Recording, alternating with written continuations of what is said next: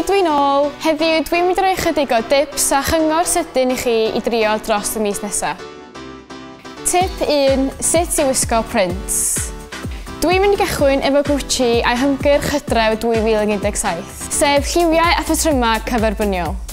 Un enghraifft ydy gwisgo spots efo stripes, fel y trowsus yma o Mango efo'r top yma o Zara. Dwi'n gwybod fy hyn bach yn risgi, ond mae pobl fel Gucci wedi dangos I fod sy'n bosib bod yn fentrus efo'ch prints. Felly peidiwch yn bod ofn cymysgu'ch dillad mewn ffyrdd newydd. Tip 2. Sut I atgyfodi hen ddillad. Bod o'ch dillad ond heb y pres I brynu rhai newydd? Neu awydd troi eich llaw at chydig o DIY?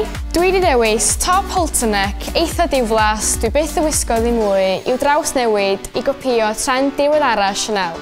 Cyfan dych chi angen ydy Edan ydwydd, hen dop a fluff pink. Mae'n hawdd cael gafal ar hwn, ges I 2 fedr am £50 oddi ar eBay. Torrwch y defnydd i'r mains dych chi angen. Gwniwch mewn rhannau o amgylch gwddw, a dyna ni. Gallwch wneud yr un peth I unwaith hefyd.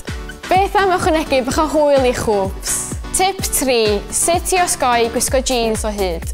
Wedi diflasu'r wisgo'r un par o jeans dro ar ôl tro? Isio rhoi cynnig ar steil newydd? Pam ddim gwisgo trowsus o ddefnydd gwahanol? O drowsus flannel wedi deilwra I rai melfed fled, rhai cordiroi, hyd yn oed trowsusau dynion gyda belt I ddangos siap. Ond peidiwch â chael gwarad o'ch denim yn gyfan cwbl, camwch allan o'ch comfort zones a triwch beth gwahanol o dro I dro. Tip 4. Sut I wisgo sgert hir.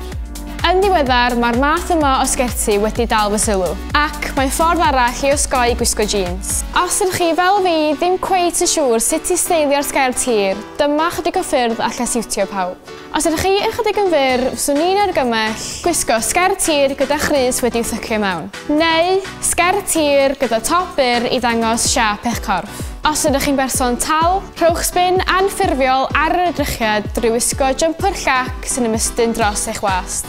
Neu jyst gwisgwch yn y ffordd sy'n fwyaf cyfforddus I chi, dyna fydd yn eich siwtio chi ora. Tip 5. Sut I wisgo'n ffurfiol. Bod o'ch dillad gwaith bob dydd, dyma chydig o bwyntiau allwch chi ystyried wrth bigo'ch gwisg yn y bore. Os yn bosib, unrhyw liw heblaw am ddu, mentrwch am liwiau newydd. Os am wisgo siwt, cerwch am yr un lliw ar gyfer y siaced a'r trowsus. Os nad ydy'r achlysur yn rhy ffurfiol, parwch eich gwisg gyda trainers am edrychiad fwy casual.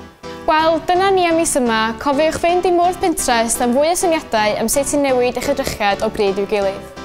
Cofiwch hefyd, danysgrifio ein sianel YouTube, dilynwch ni ar Twitter a hoffwch ein tudalen ar Facebook. Welai chi mis nesaf.